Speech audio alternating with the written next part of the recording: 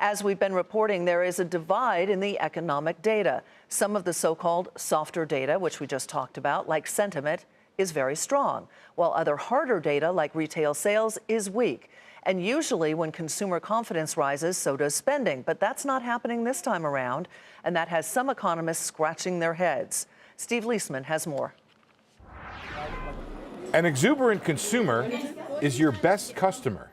That's at least what the conventional wisdom has been. So how is it that consumer confidence has surged, but retail sales are declining? All the major indicators of consumer confidence have taken off since the election, hitting levels not seen in more than 15 years. But after a strong January, retail sales have now fallen 2 months in a row, giving back most of January's gains. So consumers are upbeat, but their spending looks to be in conflict with their emotion. It's part of a broader split in the economy between the strong soft data that measures how people feel and the weaker hard data that measures what they actually do with their money.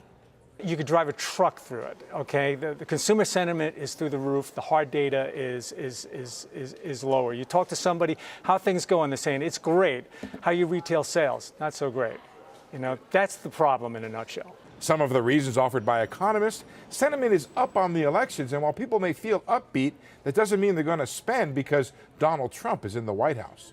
Economists have long debated just how much sentiment really matters. In the wake of 9/11, sentiment plunged, for example, but sales remained high. Now it's the reverse, and it's perplexing because job growth is strong and unemployment is low. That means more Americans with more money in their pockets, which typically goes along with stronger consumer spending. Another reason offered by economists: many tax refunds were delayed this year, which could have reduced spending.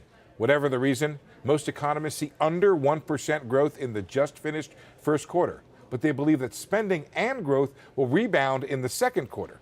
And really, however they feel, a spending consumer is everyone's best customer. For Nightly Business Report, I'm Steve Liesman.